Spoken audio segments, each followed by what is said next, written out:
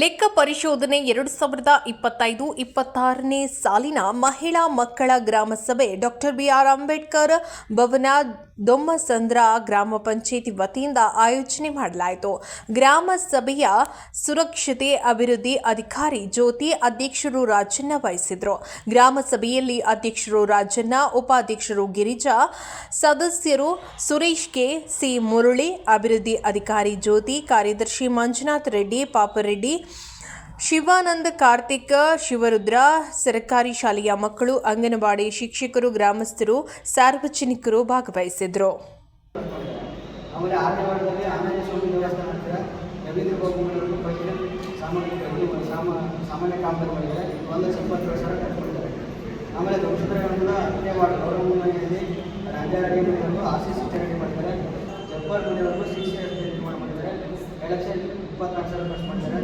ಆಮೇಲೆ ಧರ್ಮಸ್ಥಳ ಮೂರನೇ ವಾರ್ಡ್ ದೊಡ್ಡಣ್ಣ ಮತ್ತು ಮನೆಯಿಂದ ಸತೀಶ್ ಮನೆಯವರು ಆರ್ಸಿ ಚೆನ್ನಾಗಿ ಮಾಡಿದ್ದಾರೆ. 1,21,000 ಖರ್ಚು ಮಾಡಿದ್ದಾರೆ. ಆಮೇಲೆ ಧರ್ಮಸ್ಥಳ 10ನೇ ವಾರ್ಡ್ ಲಕ್ಷ್ಮೀನಾರಾಯಣ ಮನೆಯಿಂದ ಸುರೇಶ್ ದಾಸವಾಳ 22,000 ಖರ್ಚು ಮಾಡಿದ್ದಾರೆ. ಆಮೇಲೆ ಧರ್ಮಸ್ಥಳ ಮನೆ ಬಸವರಾಜ ಮನೆಗೆ ಚೆನ್ನಾಗಿ ಮಾಡಿದ್ದಾರೆ. ಇದು 1,41,929 ಮಾಡಿದ್ದಾರೆ. ಇಷ್ಟು ನಮ್ಮ ಗ್ರಾಮ ಪಂಚಾಯತಿಯಲ್ಲಿ 16 ಕಾಮ ಮಾಡಿದ್ದಾರೆ. ಆಮೇಲೆ ಗ್ರಾಮ ಪಂಚಾಯತಿ ವ್ಯಾಪ್ತಿಯಲ್ಲಿ ಎಷ್ಟಂದರೆ 14 ಅಂದರೆ ಚಟುವಟಿಕೆ ಅಂದರೆ 1,00,000 ಪಾವತಿ ಮಾಡಿದ್ದಾರೆ. ಆಮೇಲೆ ಕರ್ನಾಟಕ IIT ಉದ್ಯೋಗ ಸಂಸ್ಥೆಗೆ 49,570 ಖರ್ಚು ಮಾಡಿದ್ದಾರೆ. ಆಮೇಲೆ 23, 24 ಮತ್ತು 24-25 ಸಾಲಿನ ಕಾಮಗಾರಿಗಳು ಮಾಡಿದ್ದಾರೆ.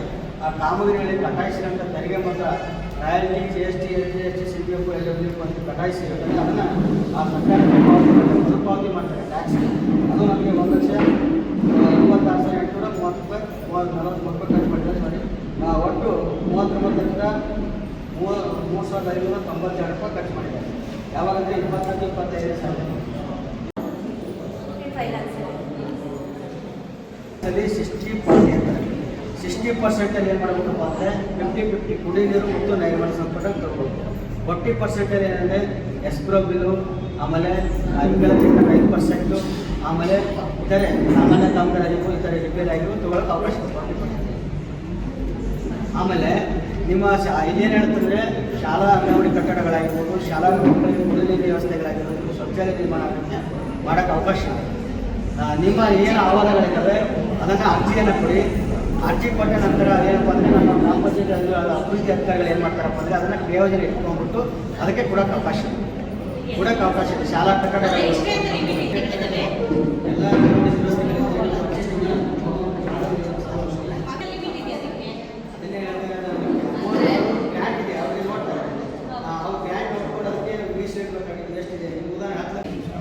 ಏನು ನಮ್ಮ ಮಹಿಳಾ ಮತ್ತು ಮಕ್ಕಳ ಅಭಿವೃದ್ಧಿ ಇಲಾಖೆ ಫಸ್ಟು ನಾವು ನಮ್ಮ ಫಲಾನುಭವಿಗಳು ಯಾರು ಅಂತ ಹೇಳ್ಬೇಕಂತಂದರೆ 6 ತಿಂಗಳಿಂದ 3 ವರ್ಷದ ಮಕ್ಕಳು, 3ರಿಂದ 6 ವರ್ಷದ ಮಕ್ಕಳು, ಗರ್ಭಿಣಿಯರು, ಬಾಣಂತಿಯರು ಅಂತ ನಾವು ಲೆಕ್ಕಕ್ಕೆ ತಗೋತೀವಿ. ಅದಕ್ಕಿಂತ ಪೂರ್ವದಲ್ಲಿ ನಾವು ನೋಡ್ಬೇಕಂತಂದರೆ ಪ್ರಾಯಪೂರ್ವ ಬಾಲಕಿಯರನ್ನು ನಾವು ಕೂಡ ಲೆಕ್ಕಕ್ಕೆ ತಗೋತೀವಿ. ಬಟ್ ನಮ್ಮಲ್ಲಿ ಅದು ಸಬಲಾ ಯೋಜನೆ ಅಂತಿದೆ, ಬೇರೆ ಡಿಸ್ಟಿಕ್ಗಳಲ್ಲಿದೆ, ನಮ್ಮಲ್ಲಿ ಇನ್ನೂ ಜಾರಿಗೆ ಬಂದಿಲ್ಲ. ಆದರೂ ಕೂಡ ನಾವು ಶಾಲೆಯಿಂದ ಹೊರಗುಳಿದ ಹೆಣ್ಣು ಮಕ್ಕಳನ್ನು ಅಥವಾ ಹೆಣ್ಣು ಮಕ್ಕಳ ಗುರುತಿ ಅಲ್ಲಿ ಕೂಡ ನಾವು 2 ಫಲಾನುಭವಿಗಳು ಕೊಡ್ಬೇಕಂತ ಬೇರೆ ಡಿಸ್ಟಿಕಲ್ಲಿದೆ. ಅದು ಆ ರೀತಿಯಲ್ಲಿ ಕೂಡ ನಾವು SMP ಅಂದರೆ ಪೂರಕ ಪೌಷ್ಟಿಕಾಹಾರವನ್ನು ನೀಡ್ತಕ್ಕಂಥದ್ದು. ಯಾಕೆ ನಮಗೆ ಅಲ್ಲಿ ಫಲವತ್ತತೆ ಅಂದರೆ ಹೆಣ್ಣು ಮಕ್ಕಳು ಆ ಪ್ರಾಯಪೂರ್ವ ಅವಧಿಯೇ ನಮಗೆ ಮುಂದಿನ ಸಮಾಜಕ್ಕೆ ಮಕ್ಕಳನ್ನು ನಿರ್ಮಾಣ ಮಾಡಿಕೊಡೋದು ಅಥವಾ ಮುಂದೆ ಅವರು ಮಕ್ಕಳನ್ನು ನಮ್ಮ ಸಮಾಜಕ್ಕೆ ಕೊಡುಗೆಯಾಗಿ ನೀಡಬೇಕಾಗಿರೋದ್ರಂತೆ ಅವ್ರದನೇ ಪಾತ್ರ ನಾವು ತುಂಬ ಮಹತ್ವವಾಗಿದೆ ನಮ್ಮ ಸಮಾಜದಲ್ಲಿ. ಅವ್ರ ಬಗ್ಗೆ ನಾವು ಅವ್ರಿಗೆ ಎಜುಕೇಷನ್ ಕೊಡಬೇಕು. ಅವ್ರಿಗೆ 12ನೇ ಕ್ಲಾಸ್ವರೆಗೂ ಏನಾಗಿದೆ ಈಗ ಉಚಿತ ಶಾಲಾ ಶಿಕ್ಷಣ ಆಗಿರೋದ್ರಿಂದ ಈಗಿನ ಇದರ ಹಂತದಲ್ಲಿ ಇರೋವೇ 2 ಮಕ್ಕಳು ಇರ್ತಾರೆ ಎಲ್ಲ ಪೇರೆಂಟ್ಸ್ಗೆ. ಹಾಗಾಗಿ ಎಲ್ಲರೂ ಕೂಡ ಏನು ಮಾಡಬೇಕು ಅಂತಂದರೆ ತಮ್ಮ ಮಕ್ಕಳನ್ನು ಶಾಲೆಗೆ ಕಳಿಸೋದಷ್ಟೇ ಅಲ್ಲ, ಮಕ್ಕಳ ಶಾಲೆಗೆ ಹೋಗಿ ಬಂದ ನಂತರ ನಮ್ಮ ಪೋಷಕರು ಕೂಡ ನಮ್ಮ ಮಕ್ಕಳ ಬಗ್ಗೆ ವಿಶೇಷ ಗಮನವನ್ನು ಕೊಡಬೇಕಾಗಿರೋದು ಎಲ್ಲರಲ್ಲಿ ಸ್ಟಾರ್ಟ್ ಆಯಿತು. ನಿಮ್ಗೆ ಎಲ್ಲರಿಗೂ ಗೊತ್ತಿರತಕ್ಕಂಥ ವಿಚಾರ, ಶಾಲೆಗೆ ಹೋಗೋ ಹಾಗೆ ಪರಿಸ್ಥಿತಿ ಇರಲಿಲ್ಲ ನಮಗೆ ಅವಾಗ. ಕೊರೋನಾ ಸಂದರ್ಭದಲ್ಲಿ ಎಲ್ಲ ಆನ್ಲೈನ್ ಕ್ಲಾಸಸ್, ಹಾಗಾಗಿ ಮೊಬೈಲ್ಗಳನ್ನು ಕೊಡಿಸಿದ್ರು. ಎಲ್ಲರೂ ಆನ್ಲೈನ್ ಕ್ಲಾಸಿನ ಮೊಬೈಲಲ್ಲೇ ಮಾಡಬೇಕಲ್ವಾ. ಆವಾಗ ಆ ಮೊಬೈಲ್ ಕ್ಲಾಸಲ್ಲಿ ಅದನ್ನು ನೋಡಿಕೊಂಡು ಕಲ್ತಿರೋರು ಎಷ್ಟೋ, ಉದ್ಧಾರ ಆಗಿರೋರು ಎಷ್ಟೋ, ಹಾಳಾಗಿರೋ ಹುಡುಗಿಯರು ಎಷ್ಟೋ. ಯಾಕೆ ನಾವು ಮೊಬೈಲ್ ಕೊಟ್ಟ ತಕ್ಷಣ ನಮ್ಮದು ಡ್ಯೂಟಿ ಮುಗಿಲಿಲ್ಲ ಪೇರೆಂಟ್ಸ್ದು. ನಾವು ಮೊಬೈಲ್ ಕೊಟ್ಟ ಮೇಲೆ ಅವಳು ಏನು ಮಾಡ್ತಾ ಇದ್ದಾಳೆ, ಇದು ಗಂಡು ಮಕ್ಕಳಿಗೆ ಅನ್ವಯಿಸಲ್ಲಂತೆ, ಹುಡುಗರಿಗೆ ಅನ್ವಯಿಸಲ್ಲ ಅಂತ ಏನಿಲ್ಲ. ಆದರೆ ನಾವು ಹೆಚ್ಚಿನ ಕಾಳಜಿ ವಹಿಸಬೇಕಾಗಿರೋದು ಹೆಣ್ಣು ಹುಡುಗಿಯರ ಸಲುವಾಗಿ. ಅವಳದು ಏನು ಉದಾಹರಣೆ ಹೇಳ್ಬೇಕಂತಂದ್ರೆ, ಮೊನ್ನೆ ಒಂದು ಸ್ಕೂಲಲ್ಲಿ ಹೀಗೆ ನಮ್ದು ಬೇರೆ ಜಿಲ್ಲೆಯಲ್ಲಿ ನಾವು ನೋಡ್ಬೇಕಾದ್ರೆ ಯಾವ ಥರ ಅಂದರೆ, ಇದೇ ಮೊಬೈಲ್ ಆನ್ಲೈನಲ್ಲಿ, ಅದು ಮೊಬೈಲ್ ಅಂದರೆ ಕೆಟ್ಟದ್ದಂತೂ ನಾನು ಹೇಳಲ್ಲ. ಮೊಬೈಲು ನಾವು ಯಾವ ರೀತಿ ನಾವು ಯೂಸ್ ಮಾಡ್ಕೊತೀವಿ ಅಂದರೆ, ನಾವು ಒಳ್ಳೇದಕ್ಕೆ ತಗೊಂಡ್ರೆ ಒಳ್ಳೇದಾಗುತ್ತೆ, ನಾವು ಕೆಟ್ಟದಕ್ಕೆ ತಗೊಂಡ್ರೆ ಕೆಟ್ಟದ್ದಾಗುತ್ತೆ. ಹಾಗಂತ ಹೇಳ್ಬಿಟ್ಟು ಸುಮಾರು ಟೆಕ್ನಾಲಜಿ ಇವತ್ತು ಬಂದಿದೆ. ಅದನ್ನು ಯೂಸ್ ಮಾಡ್ಕೊಳ್ಳೋಕ್ಕೆ ನಮ್ಮ ಹುಡುಗಿಯರಿಗೆ ಒಳ್ಳೆಯ ಸದಾವಕಾಶಗಳಿದ್ದಾವೆ. ನಾವು ಅದನ್ನೆಲ್ಲ ಮಾಡಬೇಕಾಗಿರೋ ಜವಾಬ್ದಾರಿ ಯಾರ್ದು? ನಮ್ಮ ಪೇರೆಂಟ್ಸದು. ನಾವು ಮೊಬೈಲ್ ಕೊಟ್ಟ ತಕ್ಷಣಕ್ಕೆ ಆಗಲ್ಲ. ಅದನ್ನು ಅವಳು ಏನು ಮಾಡ್ತಿದ್ದಾಳೆ, ಎಲ್ಲಿ ಹೋಗ್ತಿದ್ದಾಳೆ, ನನ್ನ ಮಗಳು ಶಾಲೆಗೆ ಹೋಗ್ತಿದ್ದಾಳಾ ಅಂತೇಳಿ ವಿಶೇಷ ಗಮನ ವಹಿಸ್ಬೇಕಂತ ಹೇಳ್ಬಿಟ್ಟು ಎಲ್ಲ ಅಂದರೆ ಆ ಒಂದು ಅವಧಿ ತುಂಬ ನಮಗೆ ಇಂಪಾರ್ಟೆಂಟ್ ಆಗುತ್ತೆ ನೆಕ್ಸ್ಟ್ ಸಮಾಜ. ಯಾಕೆಂದರೆ ಅವಳೇ ಮುಂದೆ ಮದುವೆ ಆಗ್ತಾಳೆ, ನೆಕ್ಸ್ಟ್ ಅವಳೇ ಏನು ಗರ್ಭಿಣಿ ಆಗ್ತಾಳೆ, ಅವಳೇ ಮಗುವಿಗೆ ಸ್ವಸ್ಥ ಮಗುವಿನ ಸಮಾಜಕ್ಕೆ ಕೊಡಬೇಕು. ಆ ರೀತಿಯಲ್ಲಿರೋದ್ರಿಂದ ಏನು ಅವಳು ತನ್ನ ಪ್ರಾಯಪೂರ್ವ ಅವಧಿಯೇ ನಮಗೆ ಅತ್ಯಂತ ಮಹತ್ತರವಾದ ಒಂದು ಹಂತ ಆಗಿರೋದ್ರಿಂದ ಆ ಹುಡುಗಿಯರಿಗೆ ನಾವು ಒಳ್ಳೆ ಶಿಕ್ಷಣದ ಜೊತೆಗೆ ನಮ್ಮ ಒಳ್ಳೆಯ ಸಂಸ್ಕಾರಗಳನ್ನು ಕೂಡ ನಾವು ಕೊಡ್ಬೇಕಂತ ಹೇಳ್ಬಿಟ್ಟು ನಾನೆಲ್ಲ ಪೋಷಕರಲ್ಲಿ ಕೂಡ ನನ್ನ ಮನವಿಯನ್ನು ಮಾಡ್ಕೊತೀನಿ. ಬಟ್ ಇಲ್ಲಿ ಒಂದು ಇಲಾಖೆ ಕೆಲಸ ಮಾಡುತ್ತೆ ಅಂತಂದರೆ ನಾವು ಅಷ್ಟೇ ಜವಾಬ್ದಾರಿಯಾಗಿರಲ್ಲ. ಇದರಲ್ಲಿ ಎಲ್ಲರದ್ದು ಪಾತ್ರ ಇರುತ್ತೆ, ಪೋಷಕರದ್ದು ಕೂಡ ವಿಶೇಷ ಪಾತ್ರ ಇರುತ್ತೆ ಅಂತ ಹೇಳ್ಬಿಟ್ಟು ನಾನು ಹೇಳಕ್ಕೆ ಇಷ್ಟಪಡ್ತೀನಿ. ಹಾಗೆ ಈ ಒಂದು ಪ್ರಾಯಪೂರ್ವ ಹಂತದಲ್ಲಿ ಬಂದಂಥ ಹುಡುಗಿ ಮದುವೆ ಆದಮೇಲೆ ನಮ್ಮಲ್ಲಿ ಗರ್ಭಿಣಿಯಾಗಿ ಬರ್ತಾಳೆ. ಗರ್ಭಿಣಿ ಅಂತ ನೋಂದಣಿ ಮಾಡ್ಕೊತೀವಿ. ಗರ್ಭಿಣಿ ಅಂತ ನೋಂದಣಿ ಮಾಡ್ಕೊಂಡ ತಕ್ಷಣ ನಮ್ಮ ಇಲಾಖೆಯಲ್ಲಿ ಸಿಗ್ತಕ್ಕಂಥ ಸೌಲಭ್ಯ PMVY ಅಂದರೆ ಪ್ರಧಾನಮಂತ್ರಿ ಮಾತೃವಂದನಾ ಯೋಜನೆಯ ಸೌಲಭ್ಯ ಇದೆ. ಅದು ಇವಾಗ ಏನಂದರೆ ಮೊದಲನೇ ಹೆರಿಗೆಗೆ 25 ಮಕ್ಕಳಿದ್ದಾವೆ. ಪ್ರತಿ ವರ್ಷನೂ ಪಂಚಾಯತಿ ಕಡೆಯಿಂದ ಸಹವಾಸ ಇದುವರೆಗೂ ಬೇರೆ ಪಂಚಾಯತಿ ಎಲ್ಲ ಕೊಟ್ಟಿದ್ದಾರೆ. ಇದನ್ನಾದ್ರೂ ಅವಕಾಶ ಮಾಡ್ತಾರೆ. ಸತ್ಯವಾಡಲ್ಲಿ ಹಿಂದೆಗಡೆ ಏನಾಗಿದೆ, ಇವಾಗ ರಾಜಕಾರ್ಪೆ ಆಗ್ಬಿಟ್ಟು ರಾಜಕಾರ್ಪೆ ತೀರಾ ಈ ಕಡೆ ಆ ಕಡೆ ಇದ್ದದನ್ನ ತಗೊಂಡು ತೀರಾ ಒತ್ತುವರಿ ಮಾಡ್ಕೊಂಡು ಈ ಕಡೆ ಬಂದುಬಿಟ್ಟಿದ್ದಾರೆ. ಇವಾಗ ಹತ್ತತ್ರ ಕಾಂಪೌಂಡ್ ಹತ್ತತ್ರ ಬಂದುಬಿಟ್ಟಿದ್ದಾರೆ. ಹಾಗಾಗಿ ಏನಾಗಿದೆ, ಕಾಂಪೌಂಡಿಗೆ ಅದನ್ನು ಬಿಟ್ಬಿಟ್ಟಿದ್ದಾರೆ. ಅದನ್ನ ಒಂದು ವ್ಯವಸ್ಥೆ ಮಾಡ್ಕೊಡ್ಬೇಕು. ಮತ್ತೆ ಅಂಗನವಾಡಿಯಿಂದ ಹೋಗ್ಲಿಕ್ಕೆ ರೋಡ್ ಚೆನ್ನಾಗಿದೆ, ಮಣ್ಣು ರೋಡ್ ಇದೆ. ಮಳೆ ಬಂದಾಗ ನೀರು ಬಿದ್ದಾಗ ಜಾಗ್ರತೆ ಗಾಡಿಗಳೆಲ್ಲ ಬೇರೆ ಜಿಲ್ಲೆಗಳು ಬಂದರೆ ರಾಯಚೂರು, ಬಳ್ಳಾರಿ, ಗುಲ್ಬರ್ಗ, ಯಾದಗಿರಿಗಳಲ್ಲಿ ಏನಾಗುತ್ತೆ ಅಂದರೆ ಕೂಲಿ ಕಾರ್ಮಿಕರು ಕೂಡ ಬರ್ತಾರೆ. ಅದೇ ಕೋಟಿಗೆ ಇಲ್ಲೇನಾಗಿದೆ ಅಂದರೆ ನಗರ ಪ್ರದೇಶ ಇರೋದ್ರಿಂದ ಯಾರು ಕೂಡ ಅವಲಂಬನೆಯಿಂದ ಕೂಲಿ ಕಾರ್ಮಿಕರು ಯಾರು ಬರಲ್ಲ. ಹಾಗಾಗಿ ಏನಾಗಿದೆ ಅಂದರೆ ಇದರಲ್ಲಿ ನಮ್ಮಲ್ಲಿ ಉದ್ಯೋಗ ಖಾತ್ರಿ ಯೋಜನೆಯಲ್ಲಿ ಸುಮಾರು 265 ಕಾಮಗಾರಿಗಳಿಗೆ ಅವಕಾಶ ಇದೆ. ಅಂದರೆ ಇದರಲ್ಲಿ ತೋಟಗಾರಿಕೆ ಇಲಾಖೆ ಆಗಿರ್ಬೋದು, ಕೃಷಿ ಇಲಾಖೆ ಆಗಿರ್ಬೋದು, PWD ಆಗಿರ್ಬೋದು, ರೇಷ್ಮೆ ಇಲಾಖೆ ಆಗಿರ್ಬೋದು, ಅರಣ್ಯ ಇಲಾಖೆ ಆಗಿರ್ಬೋದು, ಗ್ರಾಮ ಪಂಚಾಯತ್ ಇಲಾಖೆ ಎಲ್ಲವನ್ನು ಸೇರಿಸಿ ಈ ನರೇಗಾ ಯೋಜನೆಯಲ್ಲಿ ನೀವು ತಗೊಳ್ಳೋಕ್ಕೆ ಅವಕಾಶ ಇದೆ. ಇದರಲ್ಲಿ ನಿಮಗೆ ತೋಟಗಾರಿಕೆ ಬಂದ ಬೆಳೆಗಳು ಏನೇನು ಬರ್ತವೆ ಎಲ್ಲವೂ ಕೂಡ ನರೇಗಾದಲ್ಲಿ ತಗೊಳ್ಳೋಕ್ಕೆ ಅವಕಾಶ ಇದೆ. ಇದರಲ್ಲಿ ಏನು ಕೃಷಿ ಇಲಾಖೆಗೆ ಏನೇನು ಬರ್ತವೆ ಅದು ತಗೊಳ್ಳೋಕ್ಕೆ ಅವಕಾಶ ಇದೆ. ಇದು ಏನಪ್ಪ ಅಂದರೆ ಕೂಲಿ ಕಾರ್ಮಿಕರಿಗೆ ನೇರವಾಗಿ ಅವರ ಖಾತೆಗೆ ಜಮಾ ಆಗುತ್ತೆ. ಉದಾಹರಣೆಗೆ ಯಾವುದೋ ಮನೆ ನಿರ್ಮಾಣ ತಗೊಂಡ್ರೆ ಆಮೇಲೆ ರೇಷ್ಮೆ ಇಲಾಖೆ ತಗೊಳ್ಳೋದಕ್ಕೆ ಅದನ್ನು ತಗೊಳ್ಳಿ. ಯಾರಿಗೆ ಏನೇನು ಬೇಕು ನಿಮಗೆ ಅರ್ಜಿಗಳು ಕೊಟ್ಟಾಗ ಏನಾಗುತ್ತೆ, ಅರ್ಜಿಯನ್ನು ಸ್ವೀಕರಿಸಿ ಅರ್ಜಿಯನ್ನು ಸಾಂಶಗಳು ಪಡಿಸಿ ಅದನ್ನು ನಡವಳಿಕೆ ಮಾಡಿ ಅದೊಂದು ಕ್ರಿಯಾಜನೆ ಸಿದ್ಧಪಡಿಸಿ ಅದು ಅವಕಾಶ ಇದೆ. ಈಗೇನಾಗುತ್ತೆ, ಇವೆಲ್ಲವನ್ನು ಕೂಡ ಮಾಡಬೇಕು ಅಂತ ಹೇಳ್ತಾರೆ. ನಾವು ಮೊದಲು ಕೂಲಿ ಕಾರ್ಮಿಕರು ಬಂದು ಅರ್ಜಿ ಕೊಡಬೇಕು, ಡಿಮ್ಯಾಂಡ್ ಕೊಟ್ಟಾಗ ಮಾತ್ರ ಅದು ಕೊಡೋಕ್ಕೆ ಅವಕಾಶ. ಇದರಲ್ಲಿ ಏನು ಮಾಡಬೇಕು ಅಂದರೆ ನಮ್ಮ ಗ್ರಾಮ ಪಂಚಾಯತಿ ಆಫೀಸಲ್ಲಿ 8 ಕಾಮಗಾರಿ ಮಾಡಿದ್ದಾರೆ. 24-25 ಸಾಲ ನರೇಗಾ ಯೋಜನೆಯಲ್ಲಿ 8 ಕಾಮಗಾರಿ ಮಾಡಿದ್ದಾರೆ. 8 ಉಪಾಧಿ ಏನಪ್ಪ ಅಂದರೆ ಇಲ್ಲಿ ಹೌಸಿಂಗ್ ತೊಗೊಂಡಿದ್ದಾರೆ. ಶಶಿಕಲಾ ಮತ್ತು ಜಯಪ್ರಭು ಮನೆ ನಿರ್ಮಾಣ ಕೊಟ್ಟಿದ್ದಾರೆ. ಮನೆ ನಿರ್ಮಾಣ ಅಂತ ಏನಂದರೆ ಈ ಏನು ಡಾಕ್ಟರ್ B.R. ಅಂಬೇಡ್ಕರ್ ಆಗಿರ್ಬೋದು, ಇಂದಿರಾ ಆವಾಸ ಆಗಿರ್ಬೋದು, ಪ್ರಧಾನಮಂತ್ರಿ ಆವಾಸ ಆಗಿರ್ಬೋದು, ಯೋಜನೆಗಳ ಜೊತೆಗೆ ಏನು ನಿಗಮದಿಂದ ಬರ್ತದೆ ಆ ಅನುದಾನ ಜೊತೆಗೆ ಏನಪ್ಪ ಅಂದರೆ ಈ ಇದರಲ್ಲಿ ಕೂಡ ಏನಪ್ಪ ಅಂದರೆ ನರೇಗಾದಲ್ಲಿ 90 ಮಾನವರು ಕೂಡ ಅವಕಾಶ ಇದೆ. ಈ 90 ಮಾನವರುಗಳಂದರೆ ಇದರಲ್ಲಿ ಕೂಲಿ ಕೂಡ ಅವಕಾಶ ಇದೆ. ಯಾರು ಮನೆ ಕಟ್ಕೊಳ್ತಾ ಇದ್ದಾರೆ ಅವರಿಗೆ 90 ದಿನ ಮಾನವಗಳು ಕೂಡ ನರೇಗಾದಲ್ಲಿ ಅವಕಾಶ ಇದೆ. ಅವರಿಗೆ ಕೊಟ್ಟಿರತಕ್ಕಂಥ ಮನೆಗಳು ಇದು ಜಯಮಂಗೇಶ್ ಕೊಟ್ಟರೆ ಇವರು 9,772 ಸಂಸದರ ಶಾರದಾ ಮತ್ತು ಗುರುರಾಜ್ ಅವರಿಗೆ ಮನೆ ನಿರ್ಮಾಣ ಕೊಟ್ಟಿದ್ದಾರೆ. ಅಂದರೆ 7,329 ಕೂಲಿ ಕೊಟ್ಟಿದ್ದಾರೆ. ಸಂಸದರ ಗ್ರಾಮ ಪಡಿತರ ಮತ್ತು ಮಂಜುನಾಥ್ ಮನೆ ನಿರ್ಮಾಣ ಕೊಟ್ಟಿದ್ದಾರೆ. ಒಂದಷ್ಟು 9,772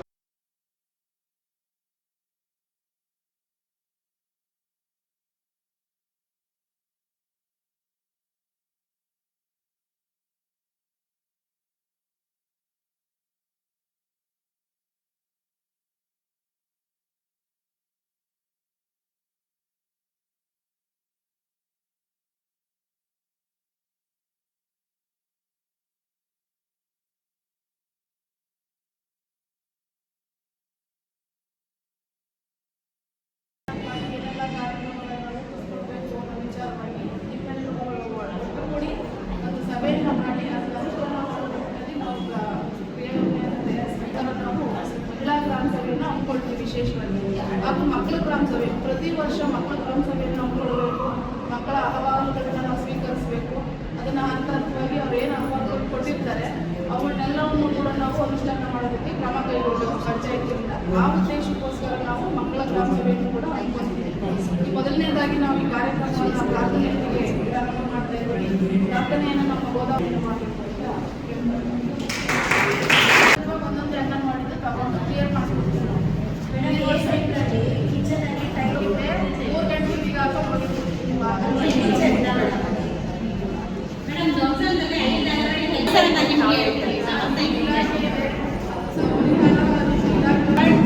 ಗಂಟೆಗೆ ಈಗ ಪಂಚಾಯತಿ ಅಲ್ಲ, ನಾವು ಕೊಟ್ಟರೆ ಬೇಕಾದ್ರೆ ಮಾಡ್ಕೊಡ್ತೀವಿ.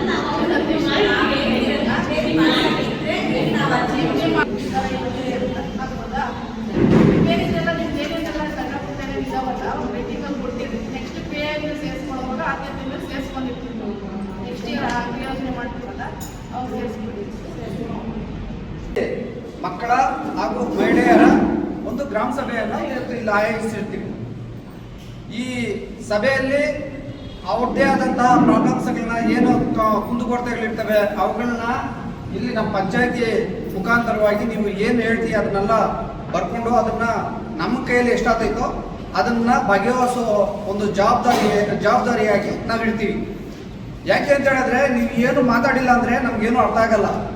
ಪಾಪ ಕೆಲವ್ರು ಹೇಳ್ತೀರಾ, ಕೆಲವ್ರು ಮಹಿಳೆಯರಿಗೆ ತುಂಬ ಪ್ರಾಬ್ಲಮ್ ಇರ್ತೈತೆ. ಕೆಲವ್ರ ಮನೆಗಳ ಹತ್ರ ಇವಾಗ ಇವಾಗ ಎಷ್ಟೋ ಜನ ಮಕ್ಳು ಹೇಳಿದ್ರು ಮೋರಿ ಪ್ರಾಬ್ಲಮ್ ಐತೆ, ಅಲ್ಲಿ ಕಸದ ಪ್ರಾಬ್ಲಮ್ ಐತೆ ಅಂದ್ಬಿಟ್ಟು. ನಿಜ, ನಾವು ಕಸದ ಪ್ರಾಬ್ಲಮ್ಗೋಸ್ಕರ ಏನೇನು ಕ್ರಮ ಕೈಗೊಂಡಿದ್ದೀವಿ ಅಂದರೆ ನಾವು ಇಷ್ಟಿಲ್ದಿರ ಪ್ರಯತ್ನ ಪಟ್ಟಿದ್ದೀವಿ. ಬಟ್ ಒಂದು ಕೈಯಲ್ಲಿ ಯಾವತ್ತೂ ಅಷ್ಟೇ ಚಪ್ಪಾಳೆ ತಟ್ಟಕ್ಕಾಗಲ್ಲ. 2 ಕೈ ತಟ್ಟಿದ್ರೇ ಚಪ್ಪಾಳೆ ತಟ್ಟಕ್ಕಾಗೋದು. ಕೆಲವರು ಅಲ್ಲಿ ಮನೆ ಮುಂದೆ ಕಸ ಹಾಕ್ತಾ ಇರ್ತಾರೆ, ಅಲ್ಲಿ ರೋಡಲ್ಲಿ ಹಾಕ್ತಾ ಇರ್ತಾರೆ. ಕೆಲವ್ರು ನೋಡ್ಕೊಂಡು ಯಾರು ಹಾಕೋ ಹೋಗ್ತಾರೆ, ಸುಮ್ಮನೆ ಇರ್ತಾರೆ. ನೀವು ಅಲ್ಲಿ ಕಸ ಹಾಕ್ಬೇಕಾದಾಗ ಒಂದು 2-3 ಸೇರ್ಕೊಂಡು ಅವ್ನು ಬೈದು ಎತ್ಕೋಗಯ್ಯ ಮನೆಗೆ ಅಂತೇಳಿ ಅವನೇನಾದ್ರು ಇದು ಮಾಡಿದ್ರೆ ಪಂಚಾಯತಿ ಗಮನಕ್ಕೆ ತೆಗೆದುಕೊಂಡ್ಬಂದ್ರೆ ಅವ್ರ ಮನೆ ಹತ್ರ 2-3 ಸಲ ಕಸ ಹಾಕಿದ್ರೆ ಆಟೋಮೆಟಿಕ್ ಆಗಿ ಕಸದ ಪ್ರಾಬ್ಲಮ್ ಕ್ಲಿಯರ್ ಆಗುತ್ತೆ. ನಾವೇನು ಆಮೇಲೆ ನಾವು ಒಂದು ಕಡೆಯಿಂದಾನೇ ಕೆಲಸ ಮಾಡೋಕ್ಕಾಗಲ್ಲ. ನೀವೆಲ್ಲ ಕೈ ಜೋಡಿಸ್ರೇನೆ ನಾವು ಕೆಲಸ ಮಾಡೋಕ್ಕಾಗೋದು. ಆಮೇಲೆ ನಮ್ಮ ಅಂಗನವಾಡಿ ಟೀಚರ್ಗಳು ಪಾಪ ಕೆಲವು ಪ್ರಾಬ್ಲಮ್ಸ್ ಹೇಳಿದ್ರು. ಇಲ್ಲಿ ಎಲ್ಲರಿಗೂ ಗೊತ್ತಿರೋ ಇಂಥ ವಿಚಾರನೇ. ಇಡೀ ನಮ್ಮ ಪಂಚಾಯತಿ ಆನೇಕಲ್ ತಾಲೂಕಲ್ಲಿ 32 ಪಂಚಾಯತಿಗಳಿದ್ದಾವೆ. 32 ಪಂಚಾಯತಿಗಳಲ್ಲೂ ಕೆಳಮಟ್ಟದಲ್ಲಿರುವಂಥ ಪಂಚಾಯತಿ ಅಂದರೆ ಒಂದು ನಮ್ಮ ದಂಸಾವ ಪಂಚಾಯತಿ. ಯಾಕೆ ಅಂತ ಹೇಳಿದ್ರೆ ಸುತ್ತೂರು ಗ್ರೀನ್ ಎಲ್ಲ ಬೆಲ್ಟ್ ಇದೆ, ಸುತ್ತೂರು ಡೆವಲಪ್ಮೆಂಟು. ನಮ್ಮ ದಂಸಾವದಲ್ಲಿ ಯಾವುದೇ ಡೆವಲಪ್ಮೆಂಟ್ ಇಲ್ಲ. ಈ ಬಡವರು ಪಾಪ ಕಂದಾಯಗಳು ಯಾರು ಕಟ್ತಾರೆ ಆ ಕಂದಾಯಗಳಿಂದ ನಾವು ಪಂಚಾಯತಿ ನಡೆಸ್ತಾ ಇರೋದು. ಈಗೀಗ ಕೆಲವೊಂದು ನಂಬಿಯಾರು ಅನ್ನೋದು ಒಂದು ಪ್ರಾಜೆಕ್ಟ್ ಬಂದೈತೆ. ಈಗೀಗ ಡೆವಲಪ್ಮೆಂಟ್ ಆದೈತೆ. ಮುಂದಿನ ದಿನಗಳಲ್ಲಿ ತಾವು ಏನೇನೇನು ಕೇಳ್ತೀರೋ ಅದನ್ನೆಲ್ಲ ಮಾಡೋವಂಥ ಶಕ್ತಿ ಭಗವಂತ ನಮಗೂ ಕೊಡ್ತಾನೆ. ಬಟ್ ಇವಾಗ ನಮ್ಮ ಕೈಯಲ್ಲಿ ಏನಿರ್ತೈತೋ ಅಷ್ಟರಲ್ಲಿ ಮಾತ್ರ ನಾವು ಕೆಲಸ ಮಾಡೋಕ್ಕಾಗೋದು. ಅದು ನಿಮ್ಗೆಲ್ಲರಿಗೂ ಗೊತ್ತಿರೋಂಥ ವಿಚಾರನೇ. ಅದಕ್ಕೋಸ್ಕರ ಎಲ್ಲರೂ ಅಷ್ಟೇ ಕಸದ ವಿಚಾರದಲ್ಲಿ ಬಹಳ ಮುಖ್ಯ. ಯಾಕೆ ಅಂತ ಹೇಳಿದ್ರೆ ಮಕ್ಕಳಿಗೆ ಅದರಿಂದನೇ ಡಸ್ಟ್ ಅಲರ್ಜಿ ಬರೋದು, ಕಾಯಿಲೆಗಳು ಬರೋದು, ಇನ್ನೊಂದು ಎಲ್ಲ ಬರೋದು ಅದರಲ್ಲೇ. ದಯವಿಟ್ಟು ಅದನ್ನ ಅರ್ಥ ಮಾಡಿಕೊಂಡು ಇವತ್ತಿಂದನೇ ಎಲ್ಲರೂ ಜವಾಬ್ದಾರಿ ತಗೊಂಡ್ರೆ ಯಾರೇ ಒಬ್ಬ ಕಸ ಹಾಕ್ತಾ ಇದ್ರೂ ಅದು ತಡೆಗಟ್ಟೋ ಅಧಿಕಾರ ನಿಮಗೂ ಇರ್ತೈತೆ. ಯಾಕೆ ಅಂತ ಹೇಳಿದ್ರೆ ಪ್ರತಿಯೊಂದು ನಾವು ಇವಾಗ ಕಸ ಹೇಳಿದ್ರಿ, ಇದರಲ್ಲಿ ಶೌಚಾಲಯದಲ್ಲಿ ಯಾರು ಟ್ಯಾಪ್ ಕ್ಲೀನ್ ಮಾಡಲ್ಲ ಅಂದ್ಬಿಟ್ಟು. ಮೇಡಮ್ ಅದು ಸೀರಿಯಸ್ ಇಶ್ಯೂನೇ. ಯಾಕೆ ಅಂತ ಹೇಳಿದ್ರೆ ಕೆಲವ್ರು ಹೋದರೆ ಸುಮ್ಮನೆ ನೀರು ಹಾಕ್ಬಿಟ್ಟು ಬಂದ್ಬಿಟ್ರೆ ಅದು ಕ್ಲೀನಿಂಗ್ ಅಲ್ಲ ಮೇಡಮ್. ಹೋಗ್ಬೇಕು. ನಾವು ನಮ್ಮ ಸುರೇಶ್ ಅಣ್ಣವ್ರು ಇರ್ತಾರಲ್ಲ, ಕ್ಲೀನ್ ಮಾಡುವಾಗ ಒಂದು ದಿವಸ 2 ದಿವಸ ನಾವು ಫಾಲೋ ಅಪ್ ಮಾಡಿದ್ರೆ ಕ್ಲೀನ್ ಮಾಡಿಕೊಟ್ರೆ ಅವರು ಏನು ದೂರ ಹೇಳಲ್ಲ. ನಾವು ಇಂಪಾರ್ಟೆಂಟ್ ಆಗಿ ಮೂಲಭೂತವಾಗಿ ಸೌಕರ್ಯ ಹೇಳ್ಕೊಡ್ಬೇಕು. ಕ್ಲೀನಿಂಗು, ನೀರು, ಲೈಟ್ ಇವಾಗ ಏನಿರ್ತೈತೆ ಅದೇ ಅದು ಕೊಡೋ ಜವಾಬ್ದಾರಿ ನಮ್ದಿರ್ತೈತೆ. ದಯವಿಟ್ಟು ಅದ್ರ ಬಗ್ಗೆ ತಾವು ಗಮನ ಹರಿಸ್ಬೇಕು. ಇದಕ್ಕೆ ಎಲ್ಲ ಜನಗಳದ್ದು ಜವಾಬ್ದಾರಿ ಇರ್ತೈತೆ. ದಯವಿಟ್ಟು ಜವಾಬ್ದಾರಿತನವಾಗಿ ಎಲ್ಲರೂ ನೋಡ್ಕೊಂಡ್ರೆ ಎಲ್ಲ ಪ್ರಾಬ್ಲಮ್ಸ್ ಕ್ಲಿಯರ್ ಆಗುತ್ತೆ. ಇಷ್ಟನ್ನು ಹೇಳಿ ನಾನು ಮಾತು ಮುಗಿಸ್ತೀನಿ. ಜೈ ಹಿಂದ್, ಜೈ ಕರ್ನಾಟಕ. ಕೆಲಸನ ಟೀಚರ್ಸ್ಗೆ ಹೇಳಿ, ಆಶಾ ಕಾರ್ಯಕರ್ತೆಯರಿಗೆ ಹೇಳಿ ಮಾಡಿಸಿದ್ದು ಅಮೌಂಟ್ ಕೊಡ್ತೀವಿ ಅಂತ. ನಮ್ಗೆ ಇದುವರೆಗೂ 1 ವರ್ಷದ ಮೇಲೆ 1.5 ವರ್ಷ ಹತ್ರ ಆಯಿತು. ನಮ್ಗೆ 1 ರೂಪಾಯಿ ಅಮೌಂಟ್ ಕೊಟ್ಟಿಲ್ಲ ಮೇಡಮ್. ನಮಗೆ ಕಷ್ಟಪಟ್ಟು ನಾವು ಇಷ್ಟು ಕೆಲಸ ಮಾಡಿಕೊಟ್ಟಿದ್ದೀವಿ, ನಮ್ಗೆ 1 ರೂಪಾಯಿ ಅಮೌಂಟ್ ಕೊಟ್ಟಿಲ್ಲ ಮೇಡಮ್. ಈಗ ಆಲ್ರೆಡಿ 1.5 ವರ್ಷ ಆಗಿದೆ. ನಾವು ಎಷ್ಟೊಂದು ಸಲ ಮೊದಲನೇ ಸಲ ಕೇಳಿದ್ದೀವಿ, ನಾವು ಪಂಚಾಯತಿಗೆ ಬಂದಿಲ್ಲ.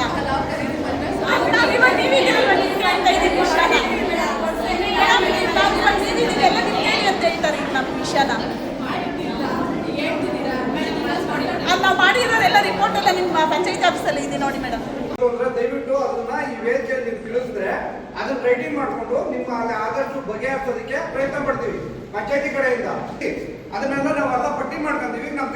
ನಾವು ಪಂಚಾಯತಿ ಕಡೆಯಿಂದ ಏನ್ ಬಗೆಹರಿಸಬೇಕು, ಇಲ್ಲ ಬೇರೆ ಕಡೆಯಿಂದ ಬಗೆಹರಿಸಬೇಕು ಅದನ್ನೆಲ್ಲ ನೋಡಿ ನಾವು ಬಗೆಹರಿಸ್ಕೊಳ್ತೀವಿ. ದಯವಿಟ್ಟು ಅದೇನಿದೆ ಅದನ್ನ ಹೇಳಿ.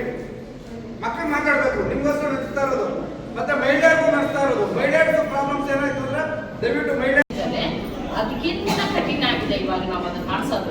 ಯಾಕಂದ್ರೆ ಕಡ್ಡಾಯವಾಗಿ ಮಗುವಿಗೆ ಆಧಾರ್ ಕಾರ್ಡ್ ಇರಲೇಬೇಕು. ಮತ್ತು ನಾವು ಏನಾದ್ರು BPL ಕಾರ್ಡ್ ಮೇಲೆ ನಾವು ತಗೊಂಡ್ಬಂದ್ರೆ ಸುಲಭನಾಗಿ ನಾವು ಆ್ಯಡ್ ಮಾಡ್ಕೊತೀವಿ. ಇವಾಗ ಒಂದು ಮಗುನ ಆ್ಯಡ್ ಮಾಡ್ಬೇಕಾದ್ರೆ 2 OTPಗಳು ಬರ್ತವೆ ನಮಗೆ.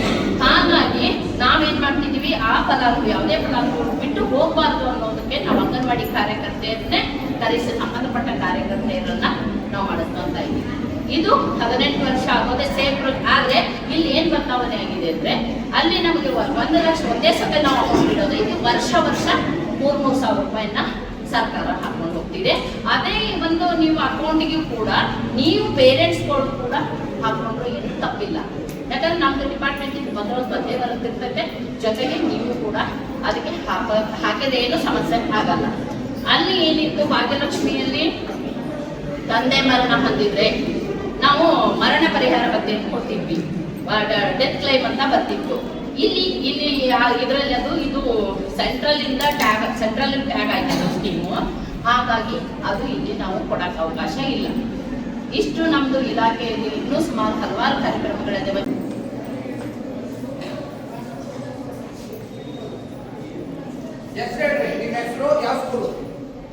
ನನ್ನ ಹೆಸರು ದೀಕ್ಷಾ. ನಾನು 7ನೇ ತರಗತಿಯಲ್ಲಿ ಓದುತ್ತಿದ್ದೇನೆ. ನನ್ನ ಶಾಲೆಯ ಹೆಸರು GMPBS ಬಾಯ್ಸ್ ಸ್ಕೂಲ್. ನಮ್ಮ ಶಾಲೆಯ ಮುಂದೆ ಕಸ ಹಾಕುತ್ತಾರೆ ಹಾಗೂ ನಮ್ಮ ಶಾಲೆಗೆ ದೈಹಿಕ ಶಿಕ್ಷಕರು ಬೇಕಾಗಿದೆ. ಅದನ್ನು ಸ್ವಚ್ಛತೆ ಮಾಡಬೇಕು, ಇಲ್ಲಾಂದರೆ ನಮಗೂ ವಾಸನೆ ಬರುತ್ತೆ ಮತ್ತು ನಮ್ಮ ಆರೋಗ್ಯದಲ್ಲಿ ಏರುಪೇರಾದಾಗ ಶಾಲೆಗೆ ಹೋಗೋದು ಸ್ವಲ್ಪ ಕಷ್ಟ ಆಗುತ್ತೆ ಸರ್. ರಕ್ಷಿತಾ, ನಾನು 7ನೇ ತರಗತಿ ಓದುತ್ತಿದ್ದೇನೆ. ನನ್ನ ಶಾಲೆಯ ಹೆಸರು GMPBS ದೊಮ್ಸಂದ್ರ. ವಾಶ್ರೂಮ್ಸ್ ಕ್ಲೀನ್ ಮಾಡೋಕ್ಕೆ ಯಾರೂ ಇಲ್ಲ, ತುಂಬ ಗಲೀಜಾಗಿರುತ್ತೆ. ಅದನ್ನು ಕ್ಲೀನ್ ಮಾಡೋಕ್ಕೆ ಬಂದರೂ ಕೂಡ ಸರಿಯಾಗಿ ಕ್ಲೀನ್ ಮಾಡಲ್ಲ ಸರ್. ಅದು ಕಳಿಸ್ಬೇಕು.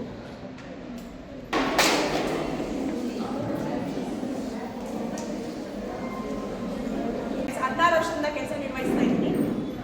ನನ್ನ ಸಮಸ್ಯೆ ಏನಪ್ಪ ಅಂದರೆ, ನಾನು ಈ 8ನೇ ತಿಂಗಳಲ್ಲಿ ಪಂಚಾಯತಿಗೆ ಒಂದು ಲೆಟ್ರ್ ಕೊಟ್ಟಿದ್ದೆ. ಮೂಲಭೂತ ಸೌಕರ್ಯಗಳ ಬಗ್ಗೆ ಸ್ವಲ್ಪ ಅಂಗನವಾಡಿಯಲ್ಲಿ ರಿಪೇರಿಸ್ ಇದೆ, ಅದನ್ನೆಲ್ಲ ಮಾಡಿಕೊಡಿ ಅಂತ ಲೆಟ್ರ್ ಕೊಟ್ಟಿದ್ದೆ. ನಾನು ವಾರ್ಡ್ ಮೆಂಬರ್ಸ್ಗೂ ಸಹ ತಿಳಿಸಿದ್ದೆ. ಯಾರೂ ಅದ್ರ ಬಗ್ಗೆ ಸೂಕ್ತ ಕ್ರಮನ ಕೈಗೊಂಡಿಲ್ಲ. ಯಾಕೆಂದರೆ ಮಕ್ಕಳು ಬರೋವಂಥ ಜಾಗ, ಈಗ ನಮಗೆ 25 ಜನ ಮಕ್ಕಳಿದ್ದಾರೆ. ಆ ನೀರಿನ ವ್ಯವಸ್ಥೆ, ನೀರೆಲ್ಲದರಲ್ಲಿ ಸೋರಿಕೆ ಆಗ್ತಾ ಇದೆ. ಪೈಪ್ಲೈನ್ಸ್ ಎಲ್ಲ ರೆಡಿ ಮಾಡಿಕೊಡ್ಬೇಕು. ಮತ್ತು ಇದಕ್ಕೆ ಮುಂಚೆ ನನ್ನ ಕೆಲಸಕ್ಕೆ ಸೇರಿ ಒಂದು 2-3 ವರ್ಷ ಆದಮೇಲೆ, ಒಂದು 12 ವರ್ಷದ ಹಿಂದೆ ನಮಗೆ ಅಂಗನವಾಡಿಗಳಿಗೆ ಬಕೆಟು ಜಗ್ಸ್ ಎಲ್ಲ ಕೊಡ್ತಾಯಿದ್ರು. ಮ್ಯಾಟ್ಸ್ ಎಲ್ಲ ಕೊಡಿಸಿದ್ದಾರೆ ಮತ್ತು ಡ್ರಮ್ಸ್ ಎಲ್ಲ ಕೊಡಿಸ್ತಾ ಇದ್ರು ರೇಷನ್ ಸ್ಟೋರೇಜ್ ಮಾಡ್ಕೊಳ್ಳೋದಕ್ಕೆಲ್ಲ. ಅದಾದಮೇಲೆ ನಮ್ಮ ಅಂಗನವಾಡಿಗಳಿಗೆ ಇದುವರೆಗೂ ಯಾವುದೇ ರೀತಿಯಲ್ಲಿ ಪಂಚಾಯಿತಿಯಲ್ಲಿ ಯಾವುದೇ ಸೌಕರ್ಯಗಳನ್ನು ಒದಗಿಸ್ಕೊಟ್ಟಿಲ್ಲ. ಇದುವರೆಗೂ ನಾವು ಸುಮಾರು ಸಲ ಲೆಟ್ರ್ ಕೊಡ್ತೀವಿ ಅಷ್ಟೇ. ಹೆಲ್ಪರ್ಗೆ ಪೇಮೆಂಟ್ ಕೊಡ್ತಾರೆ, ಇಲ್ಲ ಅಂತ ಹೇಳ್ತಾ ಇಲ್ಲ. ಹೆಲ್ಪರ್ಗೆ ಪೇಮೆಂಟ್ ಕೊಟ್ರೇ ಪಂಚಾಯಿತಿ ಕೆಲಸ ಮುಗೀತು ಅಂತಲ್ಲ. ನಮಗೆ ಟೀಚರ್ಗೆ ಅಲ್ಲಿ ಆ ಏರಿಯಾದಲ್ಲಿ ಕೆಲಸ ಮಾಡೋದಕ್ಕೆ ಏನೆಲ್ಲ ತೊಂದರೆಗಳಿದೆ, ಏನೆಲ್ಲ ಮೂಲಭೂತ ಸೌಕರ್ಯಗಳಿಲ್ಲ, ಮಕ್ಕಳ ಜೊತೆಲಿ ನಾವು ಪೇರೆಂಟ್ಸ್ ಜೊತೆಲಿ ಏನೆಲ್ಲ ಫೇಸ್ ಮಾಡ್ತಾ ಇದ್ದೀವಿ ಅಂತ ಅದನ್ನು ಸಹ ತಿಳ್ಕೊಂಡು ಅದನ್ನು ಸ್ವಲ್ಪ ಸರಿಪಡಿಸ್ಕೊಡ್ಬೇಕಾಗಿ ಕೇಳ್ಕೊಳ್ತಾ ಏನೇನು ಹೇಳ್ತಾ ಇದ್ದೀರಾ ಅದನ್ನೆಲ್ಲ ನೋಟ್ ಮಾಡ್ತಾ ಇದ್ದಾರೆ. ಮೇಡಮ್ ಅವರು ಇವಾಗ ಹೇಳಿದ್ರು ಅದೇ ತರ ಪ್ರಾಬ್ಲಮ್ಸ್ ಏನಿದೆ ಎಲ್ಲದಕ್ಕೂ ಲಾಸ್ಟ್ ಅಲ್ಲಿ ನಮ್ಮ ಪಂಚಾಯತಿ ಡೆವಲಪ್ಮೆಂಟ್ ಆಫೀಸರ್ ಆದಂತ ಮೇಡಮ್ ಅವರು ಇರ್ತಾರೆ. ಅವರು ಅದ್ರ ಬಗ್ಗೆ ಕ್ಲಾರಿಫಿಕೇಶನ್ ಕೊಡ್ತಾರೆ. ಮೊದಲು ನಿಮ್ಮ ಪ್ರಾಬ್ಲಮ್ಸ್ ಏನಿದಾವೆ ದಯವಿಟ್ಟು ಎಲ್ಲ ಹೇಳಿ, ಎಲ್ಲ ಬರ್ಕ್ ಮಾಡ್ಕೊಂಡು ಒಂದೊಂದೇ ಸಬ್ಜೆಕ್ಟ್ಗೆ ಅವ್ರು ಆನ್ಸರ್ ಕೊಡ್ತಾರೆ. ಓದುತ್ತಿದ್ದೇನೆ. ನನ್ನ ಶಾಲೆಯ ಹೆಸರು GMPBS ದೊಮ್ಮಸಂದ್ರ ಬಾಯ್ಸ್ ಸ್ಕೂಲ್. ನಮ್ಮ ಶಾಲೆಯಿಂದ ಟ್ರಿಪ್ಗೆ ಹೋಗ್ಬೇಕಾದ್ರೆ ಬಸ್ಗಳು ಗೌರ್ಮೆಂಟಿಂದ ಎಲ್ಲ ಸ್ಕೂಲ್ಗೂ ಬರುತ್ತೆ. ಆದರೆ ನಾವೇ ನಮ್ಮ ಶಾಲೆಯಿಂದ ದುಡ್ಡು ಹಾಕಿ ಕಟ್ಟಬೇಕಾಗುತ್ತೆ. ಏನಾದರೂ ಮಾಡಬೇಕು ಅಂತ ಮುಂದೆ ಎಲ್ಲ ಗೋಬಿ ಮಂಚೂರಿ ಅಂಗಡಿ ಮತ್ತು ನಾನ್ ವೆಜ್ ಅಂಗಡಿ ಎಲ್ಲ ಇರ್ತಾರೆ. ನೀವು ಅಕ್ಕಪಕ್ಕದವ್ರು ನೀವೇ ಪ್ರಜ್ಞಾವಂತ ಪ್ರಜೆಗಳು ತಗೊಂಡ್ಬಂದು ಶಾಲೆ ಮುಂದೆ ಹಾಕೋದು ಎಷ್ಟು ಮಟ್ಟಿಗೆ ಸರಿ? ಪ್ರತಿದಿನ ಗಾಡಿ ಕಳಿಸ್ತಿದ್ದೀವಿ, ಕಸದ ಗಾಡಿಗಳನ್ನ ಮನೆಗೂ ಗಾಡಿ ಕಳಿಸ್ತಿದ್ದೀವಿ. ತಂದು ಬಸ್ ಸ್ಟ್ಯಾಂಡು, ಸ್ಕೂಲ್ಗಳು, ಆಟೋದ ಮೈದಾನಗಳ ಹತ್ರ ಸುತ್ತು ಹೋಗ್ತಿದ್ದಾರೆ. ಪಂಚಾಯತಿ PDO ಒಂದು ಸುರಿತಾ ಇಲ್ಲ ಅಂತ ಎಲ್ಲ ನೀವೇ ಪ್ರಜ್ಞಾವಂತ ಪ್ರಜೆಗಳಂತ ನಮ್ಗೊಂದು ಮಾಹಿತಿ ಕೊಡಿ, ನಾವು ಅವ್ರಿಗೆ ದಂಡ ಹಾಕಿಸ್ತೀವಿ. ಈಗ ಆಗ್ತಾರೆ ಅಂತ ಮಾಹಿತಿ ಕೊಡಿ. ಅದನ್ನೇಮ್ಮ ನೀವು ಅವ್ರನ್ನೇನು ಪ್ರಶ್ನೆ ಮಾಡಬೇಡಿ, ನೀವು ಪ್ರಶ್ನೆ ಮಾಡಬೇಡಿ. ಅವ್ರ ಗಾಡಿ ನಂಬರು ಅಥವಾ ವ್ಯಕ್ತಿ ಯಾರು ಅಂತ ನಿಮಗೆ ಗೊತ್ತಿರುತ್ತಲ್ವಾ, ಇಂಥವ್ರು ಕಸ ಹೋದ್ರು ಅಂತ ನಮಗೆ ಮಾಹಿತಿ ಕೊಡಿ. ಪ್ರತಿದಿನ ಗಾಡಿಗಳು ಬರ್ತಾ ಇದ್ದಾವೆ. ಯಾಕೆ ಶಾಲೆಗಳ ಹತ್ರ, ಪಂಚಾಯತಿ ಹತ್ರ, ಬಸ್ ಸ್ಟ್ಯಾಂಡ್ ಹತ್ರ ಕಸ ಹಾಕ್ತಾರೆ ಜನ? ಮೇಡಮ್ ದಂಡ ಎಷ್ಟು ವಿಧಿಸಿದ್ದೀರಾ? ಸರ್ ದಂಡ ಹಾಕಿದ್ದೀವಿ, ಒಂದು 4 ಜನ ದಂಡ ಹಾಕಿ ನಾವೆಲ್ಲ ಇಟ್ಕೊಂಡಿದ್ದೀವಿ ರಸೀದಿಗಳು. ಇನ್ನು ಮುಂದೆ ಹೆಚ್ಚಿನದಾಗಿ ದಂಡಗಳನ್ನ ವಿಧಿಸ್ತೀವಿ.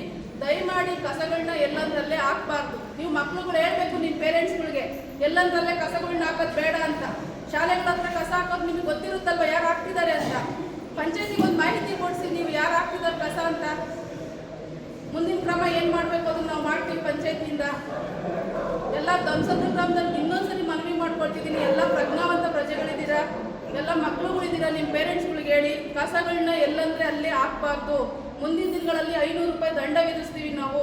ಸದ್ಯಕ್ಕೆ 100 ರೂಪಾಯಿ ದಂಡ ಹಾಕಿದ್ದೀವಿ ಒಂದು 3 ಜನಕ್ಕೆ. ಇನ್ನು ಮುಂದಿನ ದಿನಗಳಲ್ಲಿ 500 ರೂಪಾಯಿ ದಂಡ ವಿಧಿಸ್ತೀವಿ. ಯಾರು ಖಂಡಿತವಾಗ ಹಾಕ್ತಾರೆ ನಮಗೆ ಗೊತ್ತಾಯ್ತು ಅಂದರೆ ಅವ್ರ ಮನೆ ಹತ್ರಕ್ಕೆ ತಗೊಂಡೋಗಿ ಕಸ ಹಾಕಂತ ಪ್ಲಾನು ನಾವು ಮಾಡ್ಕೊಂಡಿದ್ದೀವಿ.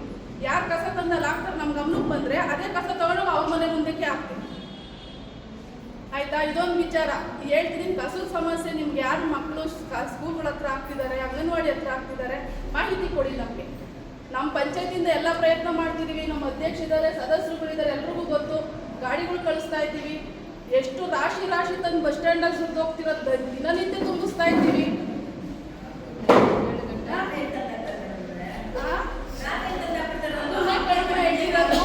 ನಾವೆಲ್ಲ ಪ್ರಜ್ಞಾವಂತ ಪ್ರಜೆಗಳಲ್ವಾ? ಕಸ ಯಾಕೆ ತಂದು ಬಸ್ ಸ್ಟ್ಯಾಂಡಿಗೆ ಸುರಿಬೇಕು?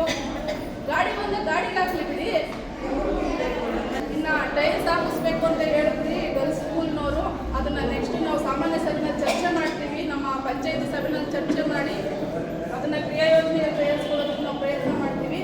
ಇನ್ನು ಶೌಚಾಲಯಗಳ ಸ್ವಚ್ಛತೆ ಪ್ರತಿನಿತ್ಯ ಪಂಚಾಯತಿಯಿಂದ 3 ಜನ ನಮ್ಮ ಪೌರ ಕಾರ್ಮಿಕರು ಬರ್ತಾರೆ. ಎಲ್ಲ ಶಾಲೆಗಳನ್ನ ಸ್ವಚ್ಛ ಮಾಡಿ ಹೋಗ್ತಿದ್ದಾರೆ. ಟಾಯ್ಲೆಟ್ಸು ಏನಾದರೂ ಇನ್ನೂ ನೀಟಾಗಿ ಮಾಡಬೇಕು ಅಂದರೆ ಮಾಡಿಸ್ಕೊಡ್ತೀವಿ. ಆಯಿತಾ? ನೆಕ್ಸ್ಟ್ ಏನು ಬಾಯ್ಸ್ ಸ್ಕೂಲ್ನವರು ಶಾಲೆ ಮುಂದೆ ಕಸ ಹಾಕ್ತಿದ್ದಾರೆ ಅಂತ ನೀವು ಸಹ ಹೇಳಿದ್ದೀರಾ. ನಿಮಗೂ ಸೇಮ್ ಉತ್ತರನೇ ಅದು. ಇನ್ನು ದೈಹಿಕ ಶಿಕ್ಷಕರು ಬೇಕು ಅಂತ ಹೇಳ್ತೀರಾ. ನಿಮ್ಮ PO ಇಲಾಖೆಗೆ ನಾವು ಪತ್ರ ಬರೀತೀವಿ, ಈ ಥರ ದೈಹಿಕ ಶಿಕ್ಷಕರ ಅವಶ್ಯಕತೆ ಅಂತ ಮಕ್ಕಳು ಹೇಳಿದ್ದಾರೆ ಅಂತ. ನೆಕ್ಸ್ಟು ಇನ್ನು ಟ್ರಿಪ್ ಬೇಕು ಅಂತ ಬಾಯ್ಸ್ ಸ್ಕೂಲ್ನವ್ರು ಹೇಳಿದ್ರು. ಅದನ್ನು ನಾವು ಚರ್ಚೆ ಮಾಡ್ತೀವಿ. ಯಾಕಂದರೆ ನಾವು ಒದಗಿಸೋದಕ್ಕಾಗಲ್ಲ, ಪಂಚಾಯತಿಯಿಂದ ಎಲ್ಲೂ ಒದಗಿಸ್ಕೊಟ್ಟಿಲ್ಲ. ಅದನ್ನು ನಾವು ಮೇಲಧಿಕಾರಿಗಳ ಹತ್ರ ನಾವು ಕ್ಲಾರಿಫಿಕೇಶನ್ ತೊಗೊಂಡು ಮುಂದಿನ ದಿನಗಳಲ್ಲಿ ಯೂಸ್ ಮಾಡ್ತೀವಿ. ಇನ್ನು ಗೋಬಿ ಮಂಚೂರಿ ನಾನ್ ವೆಜ್ ಅಂಗಡಿಗಳು ಹೆಚ್ಚಿಸ್ಬೇಕು ಅಂತ ಹೇಳಿದ್ದೀರಲ್ಲ, ಅದ್ರ ಬಗ್ಗೆ ನಾವು ಸಾಮಾನ್ಯ ಸಭೆಯಲ್ಲಿ ನಾವು ಚರ್ಚೆ ಮಾಡ್ತೀವಿ ಪಂಚಾಯತಿ ಸಾಮಾನ್ಯ ಸಭೆಯಲ್ಲಿ. ಇನ್ನು ಮೋರಿ ಕ್ಲೀನ್ ಮಾಡಬೇಕು ಅಂತ ಗರ್ಲ್ಸ್ ಸ್ಕೂಲ್ ಹತ್ರ ಈಗ ಚರಂಡಿ ಆಗಬೇಕಾಗಿದೆ. ಅದು ಮೋರಿ ರಿಪೇರಿ ಚರಂಡಿ ಆಗಬೇಕು. ಹೊಸದಾಗಿ ಆಕ್ಷನ್ ಪ್ಲಾನಲ್ಲಿ ಸೇರಿಸ್ಕೊಂಡಿದ್ದೀವಿ. ಹೊಸದಾಗಿ ಚರಂಡಿ ವ್ಯವಸ್ಥೆ ಆಗುತ್ತೆ. ನೆಕ್ಸ್ಟ್ ಶೀಟ್ ರಿಪೇರಿ ಮಾಡಿಸ್ಕೊಡ್ಬೇಕು ಅಂತ ಹೇಳಿದ್ದೀರಾ. ಶೀಟ್ನ ನಾವು ನೆಕ್ಸ್ಟು ಸಾಮಾನ್ಯ ಸಭೆಯಲ್ಲಿ ಚರ್ಚೆ ಮಾಡಿ ದಿನಗಳಲ್ಲಿ ಆಕ್ಷನ್ ಪ್ಲಾನಿಗೆ ಸೇರಿಸ್ಕೊಡ್ತೀವಿ. ಮತ್ತು ಇನ್ನು ಕೈ ತೊಳಿಯೋದಕ್ಕೆ ನಲ್ಲಿ ರಿಪೇರಿ ಮಾಡಿಸ್ಕೊಡ್ಬೇಕು ಅಂತ ಹೇಳಿ ಕೇಳ್ಕೊಂಡಿದ್ದೀರಲ್ಲ, ಅದನ್ನು ತುರ್ತಾಗಿ ಮಾಡಿಸ್ಕೊಡ್ತೀವಿ ಕೈ ತೊಳಿಯೋದಕ್ಕೆ. ಇನ್ನು ನೆಕ್ಸ್ಟ್ ಇಲ್ಲ ಸೌಲಭ್ಯ ಕೊಡಲಿಲ್ಲ ಅಂದರೆ ಪಂಚಾಯತಿಯಿಂದ ಅಂಗನವಾಡಿ ನಡೆಸೋಕ್ಕೆ ಆಗಲ್ಲ. ಮೇಡಮ್ ನಾನು ಹೇಳ್ಬಿಡ್ತೀನಿ, ಹೇಳಿದ್ದಾಯ್ತು. ನಾನು ಕ್ಲಾರಿಫಿಕೇಶನ್ ಕೊಡ್ತೀನಿ. ನಿಮಗೆ ಸಹಾಯಕ್ಕೆ ಬೇಕು, ಸಂಬಳ ಪಂಚಾಯತಿಯಿಂದ ಕೊಡ್ತಾ ಇದ್ದೀವಿ ನಾವು ಅಲ್ವಾ? ನೀವು ಯಾರನ್ನ ಕೈಯಿಂದ ಹಾಕಿ ತಗೊಂತಿದ್ದೀರಾ? ಮತ್ತು ಪಂಚಾಯತಿಯಿಂದ ಏನು ಕೊಡ್ತಿಲ್ಲ ಅಂತ ಸಹಾಯಕ್ಕೆ ಪೇಮೆಂಟ್ ಕೊಡ್ತಾ ಕುಡಿಯೋದಕ್ಕೆ ನೀಟಾಗಿ ನೀರು ಕೊಡಿಸ್ತಿದ್ದೀವಿ. ಪೈಪ್ಲೈನ್ಗಳು ಸಣ್ಣ ಪುಟ್ಟ ಇದ್ರೆ ಸಮಸ್ಯೆಗಳಿದ್ರೆ ಬಗೆಹರಿಸ್ಕೊಟ್ಟಿದ್ದೀವಿ.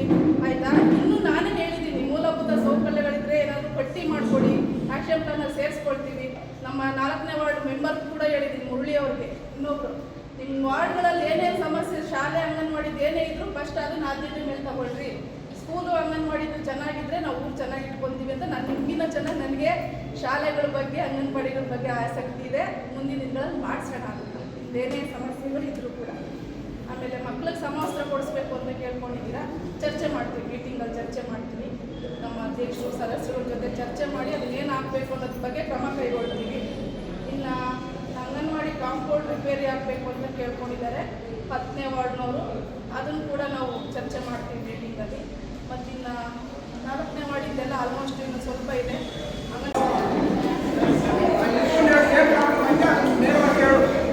ಜೋರ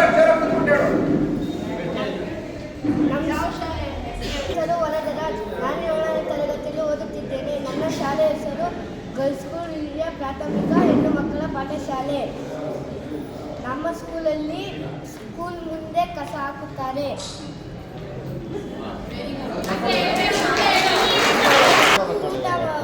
ಸಿಮೆಂಟು ಡೈಲಿ ಸಾಕ್ಬೇಕಂತ ಕೇಳ್ಕೊಂತೀವಿ. ಯಾಕಂದ್ರೆ ಆಗ ನಾವೇ ಒರೆಸ್ಕೊಂಡು ಗುಡಿಸ್ಕೊಂಡಿರ್ತೀವಿ. ಗಾಳಿ ಒಂದು ಸ್ವಲ್ಪ ವಾಸನೆ ಬರುವ ಕ್ಲೀನ್ ಮಾಡಲ್ಲ.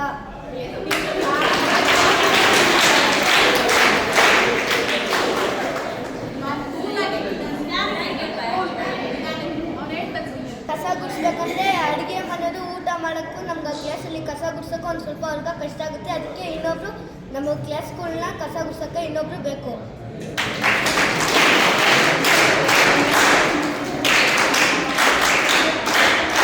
ಒಂದು ಧೂಳು ಹೊಲ ಕುತ್ಕೊಂಡಿದ್ದೆ, ನಾವು ಅದನ್ನೇ ಊಟ ಮಾಡ್ತಾ ಇದ್ದೀವಿ.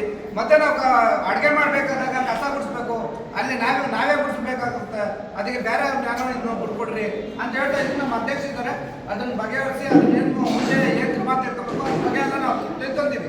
ದಯವಿಟ್ಟು ಅದೇ ಥರ ಪ್ರಾಬ್ಲಮ್ಸ್ ಯಾರು ಇದ್ದಾರೆ ಮಕ್ಕಳು ದಯವಿಟ್ಟು ಬಂದು ಹೇಳಿ. ಹಿಂಗೆ ಮುಂದೆ ಏನು ನೋಡೋಕೋಬೇಡಿ. ಇದು ನಿಮಗೋಸ್ಕರ ನಡೆಸ್ತಾರೆ ಅಂತ ಸಭೆ, ಬಂದು ಹೇಳ್ರಿ. ನನ್ನ ಶಾಲೆ ಹೆಸರು GXPGS ಸ್ಕೂಲ್ ದೊಮ್ಮಸಂದ್ರ. ನಮ್ಮ ಶಾಲೆ ಹತ್ರ ಪಕ್ಕದ ಮುಂದೆ ಮೋರಿ ಕ್ಲೀನ್ ಆಗಿಲ್ಲ. ಆ ಸ್ಮೆಲ್ ಬಂದು ಸೊಳ್ಳೆ ಎಲ್ಲ ಬರ್ತಾ ಇದೆ. ಆದರೆ ಯಾರು ಬಂದು ಕ್ಲೀನ್ ಮಾಡ್ತಾ ಇಲ್ಲ. ಅದರ ಪಕ್ಕದಲ್ಲೇ ಎಲ್ಲರೂ ಕಸ ಹಾಕ್ತಾರೆ. ಅದು ಕ್ಲೀನ್. ನನ್ನ ಹೆಸರು ಶಶಿಶೇಖರ್. ನಾನು 6ನೇ ತರಗತಿ ಓದುತ್ತಿದ್ದೇನೆ. ನನ್ನ ಸ್ಕೂಲ್ ಹೆಸರು GSPGS ಗರ್ಲ್ಸ್ ಸ್ಕೂಲ್. ನಮ್ಮ ಸ್ಕೂಲು ಫೀಲ್ಡ್ ಇದೆಯಲ್ಲ, ಅದ್ರ ಮೇಲೆ ಸೀಟ್ ಇದೆ, ತೂತಾಗಿದೆ. ನೀರು ಮಳೆ ಬಂದಾಗ ಕುತ್ಕೊಂಡಾಗ ಊಟಕ್ಕೆ ಎಲ್ಲ ನೀರೆಲ್ಲ ಬೀಳ್ತಾ ಇದೆ. ಅದನ್ನ ಸರಿ ಮಾಡಬೇಕು ಅಂತ ಕೇಳ್ಕೊತಾ ಇದ್ದೀನಿ.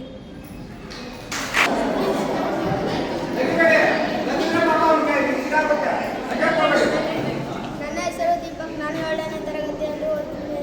ನನ್ನ ಶಾಲೆ ಹೆಸರು GXPGS ದೊಮ್ಮಸಂದ್ರ ಗರ್ಲ್ಸ್ ಸ್ಕೂಲ್. ನಮ್ಮ ಶಾಲೆಯಲ್ಲಿ ಶೀಟ್ ಹಾಕ್ತಿದ್ದಲ್ಲ, ಅದ್ಮೇಲೆ ಮರದಿಂದ ತೆಂಗಿನಕಾಯಿ ಎಳ್ನೀರೆಲ್ಲ ಐತೆ, ಅದೆಲ್ಲ ಬಿದ್ದು ಶೀಟ್ ಎಲ್ಲ ತೂತಾಗೈತೆ. ಅದನ್ನ ಸರಿಪಡಿಸ್ಬೇಕು. ಆಮೇಲೆ ಎಣ್ಣೆಯಲ್ಲಿ ಕೈ ತೊಳ್ಕೊಬೇಕು. ಅಷ್ಟು ತಟ್ಟೆ ತೊಳ್ಕೊಬೇಕಂದ್ರೆ ನೀರು ನಿಲ್ಸೋಕ್ಕಾಗ್ತಾಯಿಲ್ಲ. ಸುತ್ತಲೂ ಸೋರ್ತಾನೆ ಇರುತ್ತೆ. ಅದನ್ನು ಸರಿಸ್ಬೇಕು. ಆಮೇಲೆ ಇದು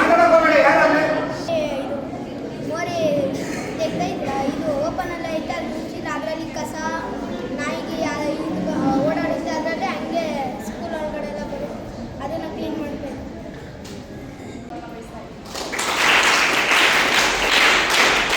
ಮುಖ್ಯವಾಗಿ ನಮ್ಮ ಮಕ್ಕಳು ಶಾಲಾ ಮಕ್ಕಳು ಕೂಡ ಹಾಕಿದ್ದಾರೆ. ಅವ್ರಿಗೂ ಕೂಡ ನಮ್ಮೆಲ್ಲರೂ ಕೂಡ ಸ್ವಾಗತವನ್ನು ಬಯಸ್ತಾ ಇದ್ದಾರೆ. ದೌರ್ಜನ್ಯಗಳಾಗ್ತಿದ್ದಾವೆ, ಏನೆಲ್ಲ ತೊಂದರೆಗಳಾಗ್ತಿದ್ದಾವೆ, ಹಾಗೂ ಅವರಲ್ಲಿ ಪೌಷ್ಟಿಕತೆ ಬಗ್ಗೆ ಹಾಗೂ ಮಹಿಳೆಯರಿಗೆ ಏನೆಲ್ಲ ಮೂಲಭೂತ ಸೌಕರ್ಯಗಳು ಬೇಕಾಗುತ್ತೆ ಬಗ್ಗೆ, ಮತ್ತು ಕುಟುಂಬದಲ್ಲಿ ಏನೇನು ದೌರ್ಜನ್ಯಗಳಾಗ್ತಾ ಇರ್ತವೆ ಅನ್ನೋದ್ರ ಬಗ್ಗೆ ಚರ್ಚೆ ಮಾಡಬೇಕು. ಹಾಗೂ ರಾಜಕೀಯವಾಗಿ ಯಾವ ರೀತಿ ಮಹಿಳೆಯರನ್ನ ಸಬಲೀಕರಣ ಮಾಡಬೇಕು, ಸಾಮಾಜಿಕವಾಗಿ ಯಾವ ರೀತಿ ಮಹಿಳೆಯರನ್ನ ಸಬಲೀಕರಣ ಮಾಡಬೇಕು, ಎಲ್ಲ ವಿಚಾರಗಳನ್ನ ನಾವು ಇವತ್ತು ಮಹಿಳೆಯರಿಗೋಸ್ಕರ ಇವತ್ತು ಚರ್ಚೆ ಮಾಡಬೇಕಾಗಿದೆ. ಮುಖ್ಯವಾಗಿ ನಮ್ಮ ಏನು ಮಹಿಳಾ ಮತ್ತು ಮಕ್ಕಳ ಕಲ್ಯಾಣ ಇಲಾಖೆಯಿಂದ ಸೂಪರ್ವೈಸರ್ ಬಂದಿದ್ದಾರೆ. ವಿಚಾರವಾಗಿ ಕುರಿತು ಒಂದೆರಡು ಮಾತುಗಳನ್ನ ಹೇಳಬೇಕು. ಅವಳ ಅಮ್ಮ ನೀರು ಚರಂಡಿಗೆ ಬಿಟ್ಬಿಟ್ಟೈತೆ ನಿಲ್ಲಿಸ್ರಿ, ವಿಡಿಯೋ ಬಂದು ನೀರು ನಿಲ್ಲಿಸ್ಬೇಕು. ಯಾಕೆ ಅವ್ರಿಗೆ ಗೊತ್ತಿಲ್ವ ಮುಂದೀಗ ಈ ಅಮ್ಮ ಚರಂಡಿಗೆ ನೀರು ಬಿಡೋದ್ರಿಂದ ಮುಂದೋರಿಗೆ ನೀರು ಹೋಗ್ತಾ ಇಲ್ಲ. ಅದು ಒಂದು ಸಮಸ್ಯೆ ಪಂಚಾಯತಿಗೆ. ಆ ಅಮ್ಮ ಚರಂಡಿಗೆ ನೀರು ಬಿಟ್ಟವಳೆ, ನಮಗೆ ಮುಂದಕ್ಕೆ ನೀರು ಬರಲ್ಲ, ಬರ್ರಿ ನೀರು ಬಿಡಿಸ್ರಿ. ಇವೆಲ್ಲ ನಾವು ಅರ್ಥ ಮಾಡ್ಕೊಬೇಕಲ್ಲ. ನಮ್ಗೆ ಎಷ್ಟು ಬೇಗ ನೀರು ಅಷ್ಟು ಬಳಸ್ಕೊಬೇಕು. ಅದನ್ನ ನೀವೇ ತಿಳಿ ಹೇಳ್ಬೇಕು.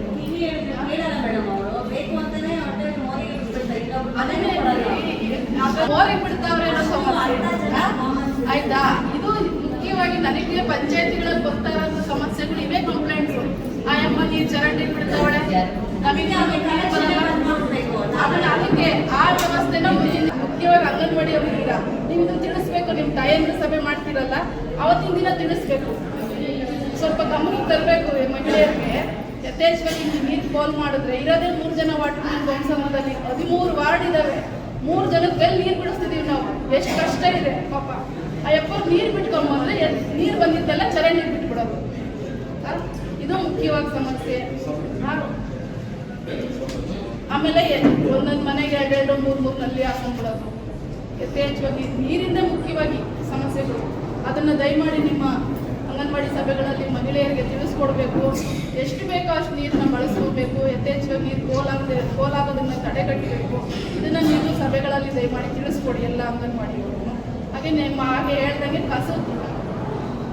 ದಯಮಾಡಿ ಕಸ ಎಲ್ಲದರಲ್ಲಿ ಹಾಕ್ಬೇಡಿ. ನಮ್ಮ ಸವಿನಯ ಪ್ರಾರ್ಥನೆ ನಾವು ಅಧ್ಯಕ್ಷರು ಮತ್ತು ಸಭೆಗಳಲ್ಲಿ ನೆಕ್ಸ್ಟ್ ದಿನ ಇನ್ನು ಬಂದು ಕಾಲಿಗೆ ಬಿದ್ದುಬಿಡೋದೊಂದು ನಾವು ಮಾಡಬೇಕಷ್ಟೇ. ಪಂಚಾಯತಿಯವರು ಗಾಡಿ ಕಳಿಸಿಲ್ಲ ಅಂದರೆ ನಮ್ಮ ಸಮಸ್ಯೆ, ಕಸ ಎತ್ತಿಸ್ಲಿಲ್ಲ ಅಂದರೆ ನಮ್ಮ ಸಮಸ್ಯೆ. ಎಲ್ಲ ಮಾಡಿದ್ರು ಕೂಡ ತಂದು ರೋಡ್ಗೆ ಹಾಕಿದ್ರೆ ಪಂಚಾಯತಿಯವ್ರು ಏನು ಮಾಡಬೇಕು? ನೋಡಿದ್ದೀರಾ? ಎಂದನ ಬಿಟ್ಟಿರೋದು ನೋಡಿದ್ದೀರಾ? ಪ್ರತಿದಿನ ಕಸ ಎತ್ತಿಸ್ತೀವಲ್ಲ, ತುಂಬಿಸ್ತಿದ್ದೀವಲ್ಲ ಬಸ್ ಸ್ಟ್ಯಾಂಡ್ಗಳಲ್ಲಿ, ಪಂಚಾಯತಿ ಮುಂದೆ. ಆದ್ರೂ ನಮ್ಮ ಪಂಚಾಯತಿಯವ್ರನ್ನ ಕಸ ಎತ್ತಿಸಿಲ್ಲ, ಕಸ ಮಾಡಿಲ್ಲ. ಕಸ ಗಾಡಿಯಲ್ಲಿ ಬೆಳಗ್ಗೆ ಡ್ರಾಪ್ ಮಾಡಕ್ ಹೋದಾಗ ಕವರಲ್ಲಿ ನಿಮ್ಗೆ ಎಸ್ಬಿಟ್ಟು ಹೋಗೋದು ನಾನು ಎಷ್ಟೋ ಸಲ, ಸುಮಾರು ಸಲ ನಾನು ನೋಡಿದ್ದೀನಿ.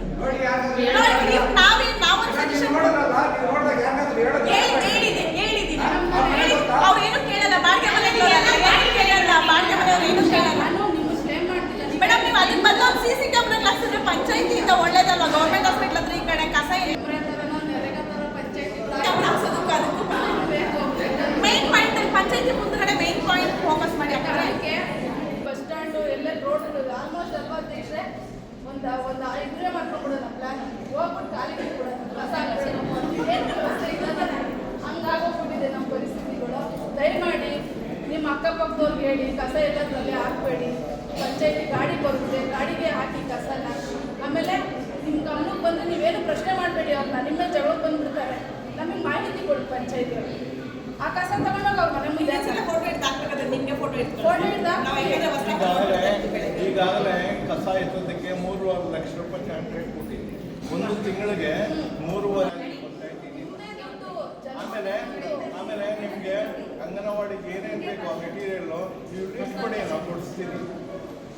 ನಾಳೆ ಕೊಡಿ. ನೀವು ನಿಮ್ಮ ಅಂಗನವಾಡಿಗೆ ಏನು ಸಮಸ್ಯೆ ಇದ್ರೂ ಸಾಮಾನು ಬೇಕಾದರೆ ಎಲ್ಲ ವಸ್ತುಗಳನ್ನು ನಾವು ಕೊಡಿಸ್ತೀವಿ.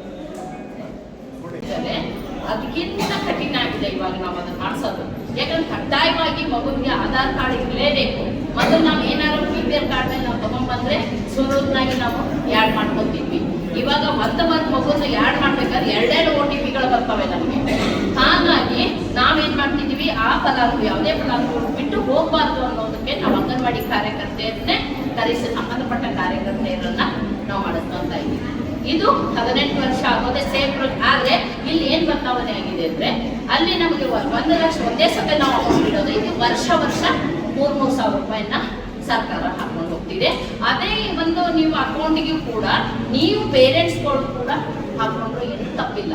ಯಾಕಂದ್ರೆ ನಮ್ದು ಡಿಪಾರ್ಟ್ಮೆಂಟ್ ಬಂದೇ ಬರುತ್ತಿರ್ತೈತೆ. ಜೊತೆಗೆ ನೀವು ಕೂಡ ಅದಕ್ಕೆ ಹಾಕಿದ್ರೆ ಏನು ಸಮಸ್ಯೆ ಆಗಲ್ಲ. ಅಲ್ಲಿ ಏನಿತ್ತು, ಭಾಗ್ಯಲಕ್ಷ್ಮಿಯಲ್ಲಿ ತಂದೆ ಮರಣ ಹೊಂದಿದ್ರೆ ನಾವು ಮರಣ ಪರಿಹಾರ ಭತ್ಯೆಯನ್ನು ಕೊಡ್ತಿದ್ವಿ, ಡೆತ್ ಕ್ಲೈಮ್ ಅಂತ ಬರ್ತಿತ್ತು. ಇಲ್ಲಿ ಇದರಲ್ಲಿ ಇದು ಸೆಂಟ್ರಲ್ ಟ್ಯಾಗ್ ಆಯ್ತು ಸ್ಕೀಮು. ಹಾಗಾಗಿ ಅದು ಇಲ್ಲಿ ನಾವು ಕೊಡಕ್ಕೆ ಅವಕಾಶ ಇಲ್ಲ. ಇಷ್ಟು ನಮ್ದು ಇಲಾಖೆಯಲ್ಲಿ ಇನ್ನೂ ಸುಮಾರು ಹಲವಾರು ಕಾರ್ಯಕ್ರಮಗಳಿದೆ.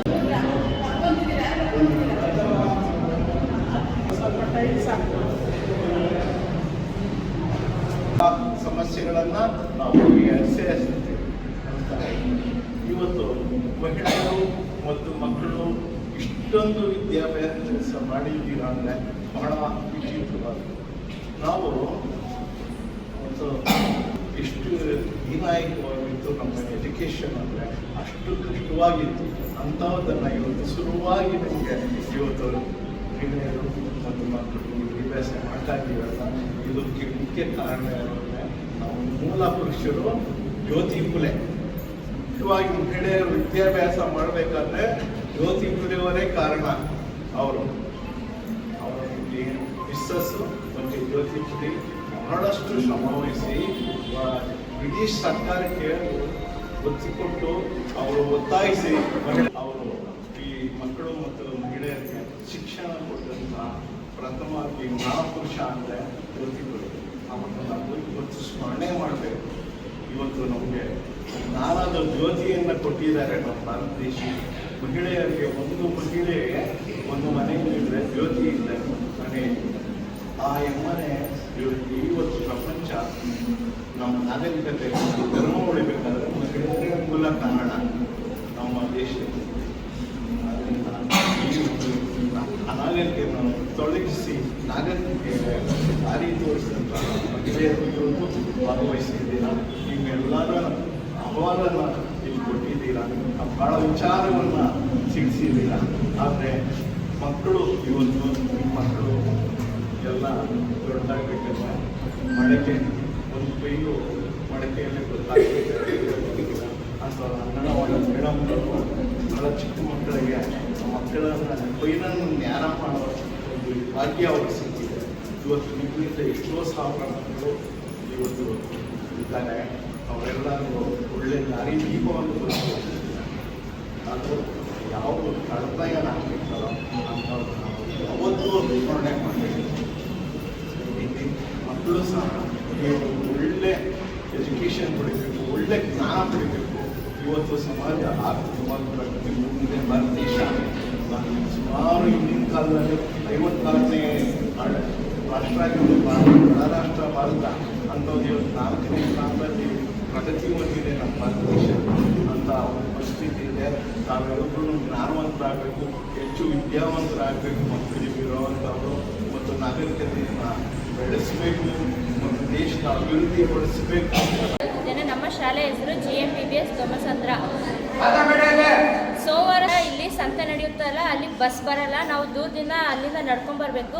ಅದಕ್ಕೆ ಆಗಲ್ಲ. ಮತ್ತು ಸಂತೆ ನಡೀತಾ ಇರುವಾಗ ಸ್ಕೂಲ್ ಮುಂದೆನೇ ತರಕಾರಿ ಎಲ್ಲ ಬಿಸಾಕ್ ಹೋಗ್ತಾರೆ. ಅಲ್ಲಿ ಕೊಳ್ತಾ ಹೋದ್ರೆ ತರಕಾರಿ ಎಲ್ಲ ಅಲ್ಲೆಲ್ಲ ಸ್ಮೆಲ್ ಬರುತ್ತೆ. ಹಾಗೆ ನಮ್ಮ ಶಾಲೆಯಲ್ಲಿ ಸೀಟ್ ಮಳೆ ಬಂದಾಗ ಸೀಟ್ ಮೇಲಿಂದ ನೀರೆಲ್ಲ ಸೋರುತ್ತೆ. ಕ್ಲಾಸ್ ಫುಲ್ ನೀರೆಲ್ಲ ಆಗುತ್ತೆ. ಅಲ್ಲಿ ಮಕ್ಕಳೆಲ್ಲ ಬೀಳ್ತಾರೆ. ಮತ್ತು ಟೀಚರ್ಸ್ ನೋಟ್ಸ್ ಕಲೆಕ್ಷನ್ ಮಾಡ್ತಾ ಇರುವಾಗ ಬೇರೆ ಟೀಚರ್ಸ್ ಬಂದಾಗ ಅವ್ರಿಗೆ ಪ್ರಾಬ್ಲಮ್ ಆಗುತ್ತೆ. ಅದಕ್ಕೆ ನಮ್ಗೆ ಕಬೋರ್ಡ್ಸ್ ಬೇಕು ಅಂತ ಹೇಳ್ತಾ ಇದ್ದೀನಿ. ನನ್ನ ಹೆಸರು ಯಶಸ್ವಿನಿ. ನಾನು 8ನೇ ತರಗತಿಯಲ್ಲಿ ಓದ್ತಿದ್ದೇನೆ. ನನ್ನ ಶಾಲೆಯ ಹೆಸರು GMPBS ದೊಮ್ಮಸಂದ್ರ. ಪಕ್ಕದ ಕಾಲೇಜಲ್ಲಿ ಧರ್ಮಸಾಗರ ಕಾಲೇಜಲ್ಲಿ ಮಂತ್ಲಿ ಏನೋ ಫಂಕ್ಷನ್ ಆಗ್ತಾ ಇರುತ್ತೆ. ಅವಾಗ ಸಾಂಗ್ಸ್ ಎಲ್ಲ ಜಾಸ್ತಿ ಸೌಂಡ್ ಜೋರಾಗಿ ಕೇಳುತ್ತೆ. ಅವಾಗ ನಮ್ಮ ಟೀಚರ್ಸ್ಗೆ ಪಾಠ ಮಾಡೋಕ್ಕಾಗಲ್ಲ, ನಮಗೆ ಪಾಠ ಕೇಳೋಕ್ಕೂ ಇರಿಟೇಷನ್ ಆಗುತ್ತೆ. ಅದಕ್ಕೆ ಮತ್ತು ಕಾಲೇಜಿಂದ ಕಲ್ಲೆಲ್ಲ ಎಸಿತಾ ಇರ್ತಾರೆ ನಮ್ಮ ಸೀಟ್ ಮೇಲೆ. ಅವಾಗೆಲ್ಲ ಏನೋ ಮೇಲಿಂದ ಬರ್ತಾ ಇತ್ತು ಕಸ ಎಲ್ಲ ಕ್ಲಾಸ್ ಒಳಗೆ ಬೀಳುತ್ತೆ. ಆಮೇಲೆ ನಾವು ಸ್ಪೋರ್ಟ್ಸ್ ಏನಾದರೂ ಆಡುವಾಗ ನಮಗೆ ಐಟಮ್ಸ್ ಇರೋಲ್ಲ, ಸ್ಪೋರ್ಟ್ಸ್ ಐಟಮ್ಸ್